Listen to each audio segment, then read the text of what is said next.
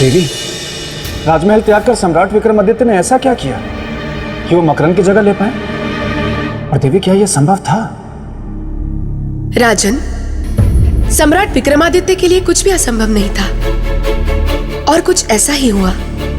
उनके आगे पहली चुनौती थी मकरंद की बहन का टूटा रिश्ता।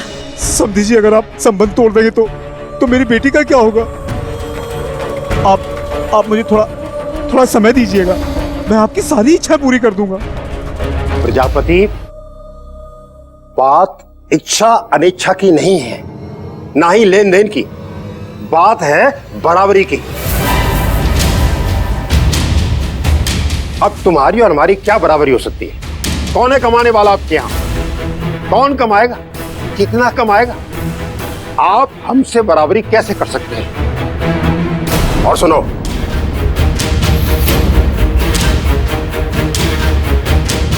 जो तुमने ब्याह में दिया था ना, वो इस पोटली में है। रखिए इस पोटली को, रखिए। अब हम चलते हैं। सुनिए तो, सुनिए तो, मेरी बात तो सुनिए। रुक जाइए,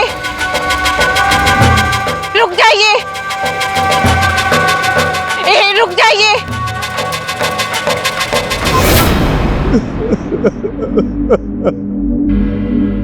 मेरे बेटे सुंदरी का क्या होगा? उसका जीवन बर्बाद हो जाएगा।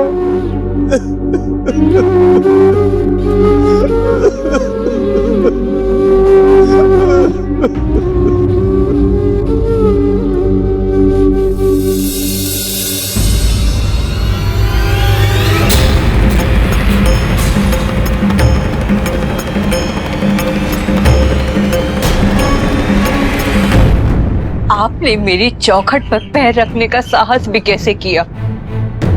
आपका ऋण चुकाने आए हैं, आपकी सहायता कर रहे हैं। हमें ना तो आपकी सहानुभूति चाहिए और ना ही किसी प्रकार की सहायता। कृपया कर चले जाइए, आप यहाँ से चले जाइए।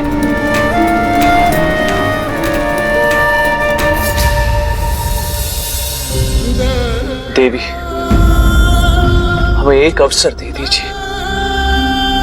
आप हमसे जो कहेंगी हम वो करेंगे। अगर आपको सच्चे हृदय से मेरी सहायता करनी है ना, तो ठीक है, लौटा दीजिए मुझे मेरा पति। मेरे बच्चे को उसका पिता लौटा दीजिए, उस अभागन बहन को उसका भाई लौटा दीजिए, उस पिता को उसका बेटा लौटा दीजिए, लौटा दीजिए।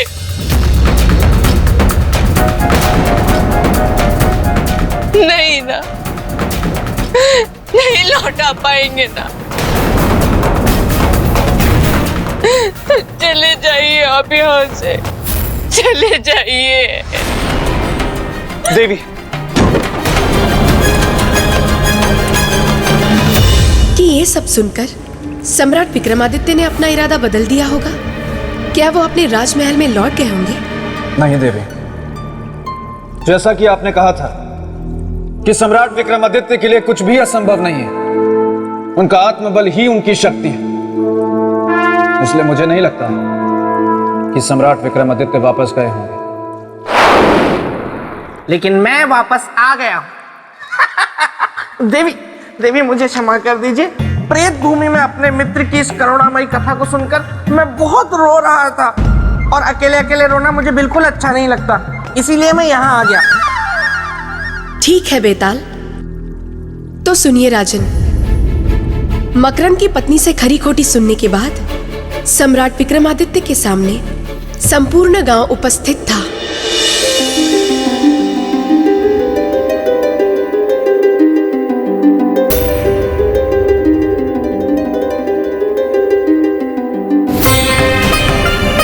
यही है वो मकरंद का हत्यारा, पकड़ो इसे। इसने एक नौजवान बच्चे की हत्या की और सीना चौड़ा करते हुए यहाँ चला आया। इसे सबक सिखाना ही होगा, तभी इसे पता चलेगा कि नौजवान बेटे की हत्या का दुख क्या होता है। भाइयों, हत्या हत्या का एक ही दंड होता है और वो है मृत्यु दंड। इसीलिए हम इसे मृत्यु दंड ही देंगे। रुक जाओ।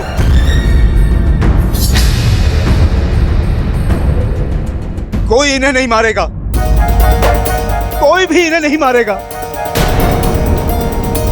ये क्या कह रहे हो प्रजापति? ये तुम्हारे नौजवान बेटे की हत्या का दोषी है। मेरे बेटे की हत्या का दोषी है ना, तुम्हारे बेटे की हत्या का दोषी तो नहीं। ये आप कैसी बात कर रहे हैं प्रजापति? अगर आज तुम इसे बचाओगे तो इसके तुम ही दोषी ठहराए जाओगे। आप लोग चले जाओ यहाँ से। अगर मदद नहीं कर सकते तो झूठी सहानुभूति तो मत दिखाओ। जाओ यहाँ से, आप लोग जा सकते हैं। याद रखो प्रजापति, इसे जिंदा रखकर सांप को दूध पिलाओगे तुम। चलो भाइयों, चलो।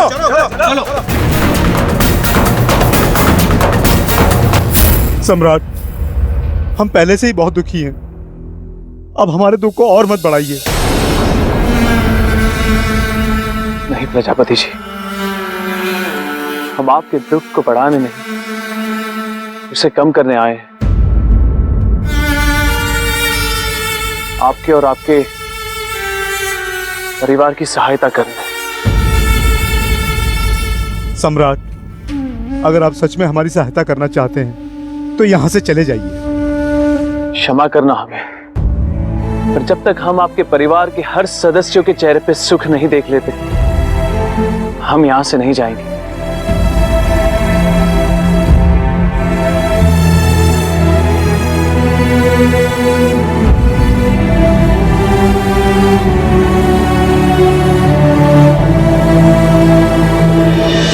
फिर क्या हुआ दीदी? मेहनत, कड़ा परिश्रम। कल तक जो राजभवन का राजा था, आज वो घड़ा बनाने वाला बन गया।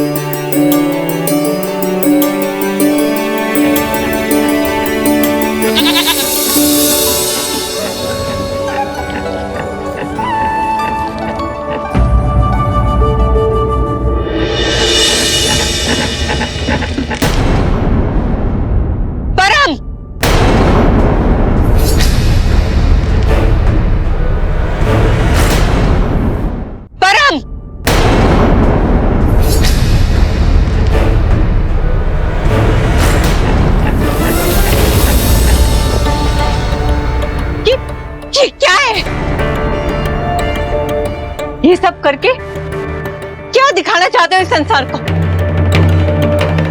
क्या बताना चाहते हैं कि आप बहुत न्यायप्रिय हैं,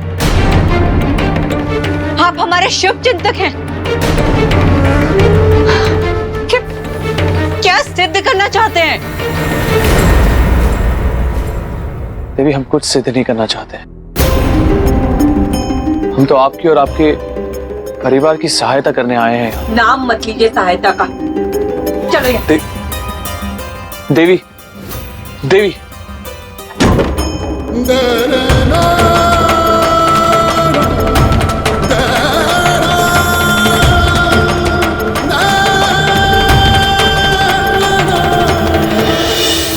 आपको क्या लगता है राजन, सम्राट विक्रमादित्य की मेहनत का ये फल सही था?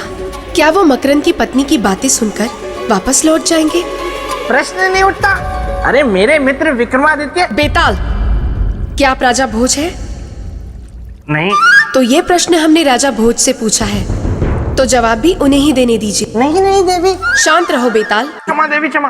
राजन, आप देवी के प्रश्नों का उत्तर दीजिए ना। आप प्रश्नों का उत्तर नहीं देते, फिर मेरी इच्छा हो जाती है उत्तर देने की। मैं ऐसा करना नहीं चाहता हूँ, तो आप दीजिए ना देवी के प्रश्नों का उत्तर। देवी, जो व्यक्ति अपना राजपाट, सुख सुविधा, मोह माया सब कुछ त्याग कर मकरंद के परिवार को खुशियां वापस देने आया, वो व्यक्ति इतनी आसानी से कभी हार नहीं मानेगा। सही कहा आपने राजन। सम्राट विक्रमादित्य ने भी हार नहीं मानी और वो उस परिवार का भरण पोषण करने के लिए निकल पड़े, स्वयं के हाथों बने घड़े बेचने के लिए। घड़े ले लो, घड़े, सस्ते और मजबूत घड़े। काका, काका घड़े ले लो।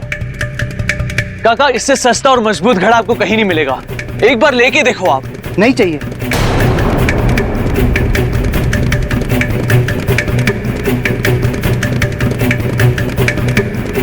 काकी, काकी घड़ा ले लीजिए। इससे सस्ता और मजबूत घड़ा आपको कहीं नहीं मिलेगा। नहीं घड़े वाले, हम केवल मकरंद के ही घड़े लेते हैं। हमें उसके घड़ों पर पूरा विश्वास है। मैं नहीं लूंगी।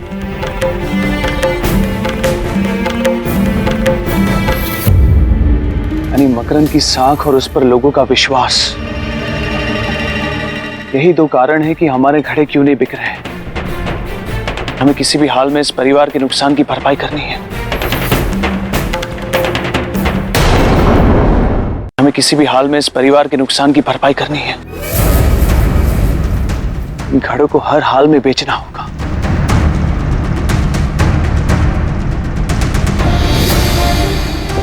मजबूत और सस्ते घड़े। काका, काका घड़े लेंगे आप? नहीं चाहिए। बहन जी, बहन जी एक घड़ा ले लीजिए।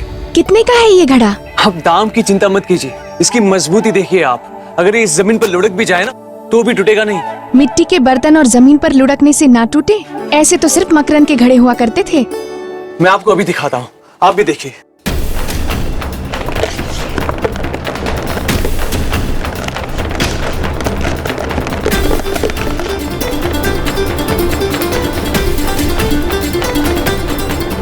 ये घड़ा मैं लूंगा, ये मुझे चाहिए।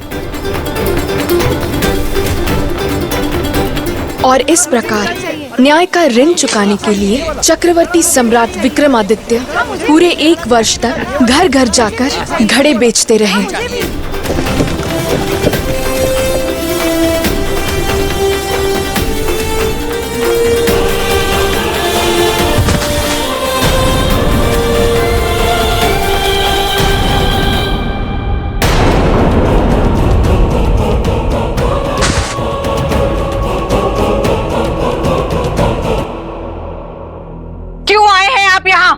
मैंने आपसे पहले भी कहा है कि हमें आपकी किसी भी प्रकार की कोई सहायता, कोई आवश्यकता नहीं है, लेकिन पता नहीं क्यों आप बार बार हमारे घाव को कुरेदने चले आते। हमें हमारे हाल पर छोड़ दीजिए। हमारे भाग्य में जो होगा वो होगा हमारे साथ। जीना होगा भाग्य में तो जी लेंगे और मरना होगा तो मर जाएंगे। कृपा कर चले जाइए।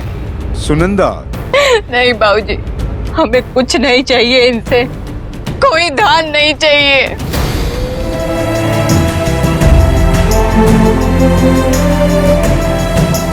चलते हैं।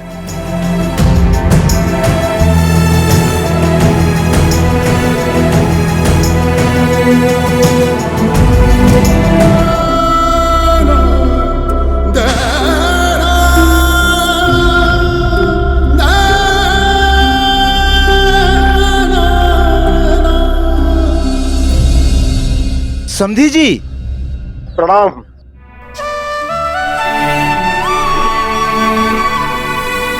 अरे समधी जी, आप आइए ना, अंदर आइए। नहीं नहीं, हम तो अपनी बहू को विदा कराने आए।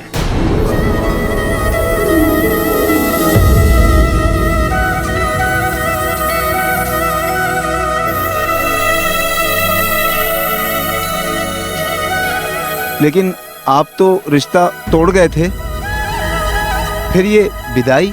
वो झूठे दिखावे के कारण जो हम भूल कर बैठे थे, अब हम उसे सुधारने आए।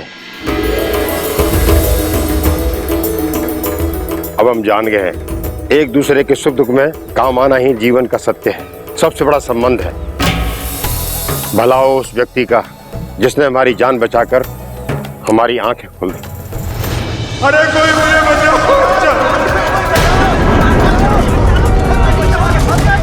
बचाओ, अरे मुझे बचाओ, अरे हरिया, अरे मानो, अरे कोई बचाओ मुझे,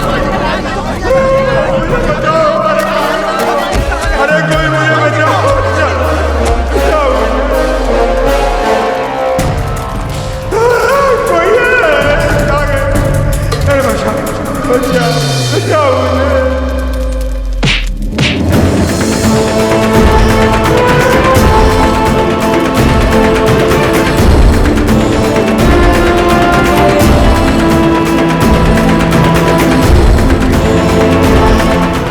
बेटा, तुमने मेरी जान बचाकर मुझ पर बहुत बड़ा उपकार किया है बेटा।